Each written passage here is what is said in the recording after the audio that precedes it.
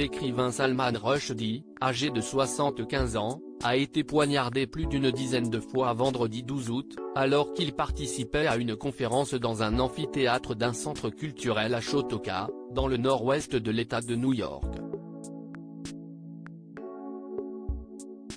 L'agresseur, arrêté par la police, a malheureusement réussi à l'atteindre au cou et à l'abdomen. L'agent de l'auteur a fait le point sur son état de santé.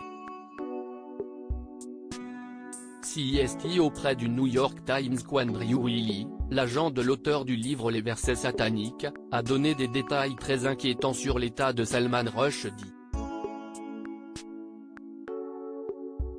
Les nouvelles ne sont pas bonnes.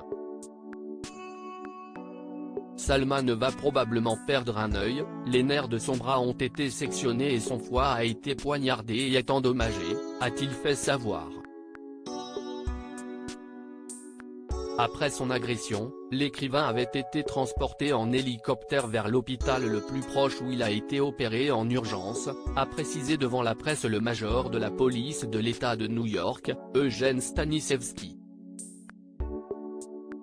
Depuis, celui dont la tête avait été mise à prix par un groupuscule religieux iranien depuis des années contre plusieurs millions de dollars, a été placé sous respirateur artificiel.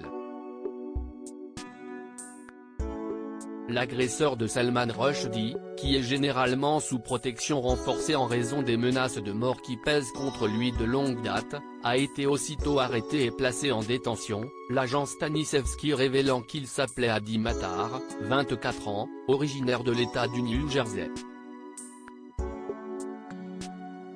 Cette odieuse agression, dénoncée par plusieurs figures politiques du monde entier dont le président de la République Emmanuel Macron, a en revanche été saluée en Iran, pays qui a lancé une fatwa contre lui à cause des versets sataniques, un livre jugé blasphématoire envers l'islam.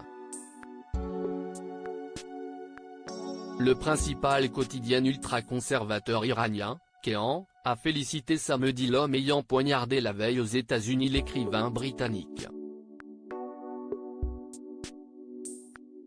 Bravo à cet homme courageux et conscient de son devoir qui a attaqué l'apostat et le vicieux Salman Rushdie, écrit le journal, dont le patron est nommé par le guide suprême iranien, l'ayatollah Ali Khamenei.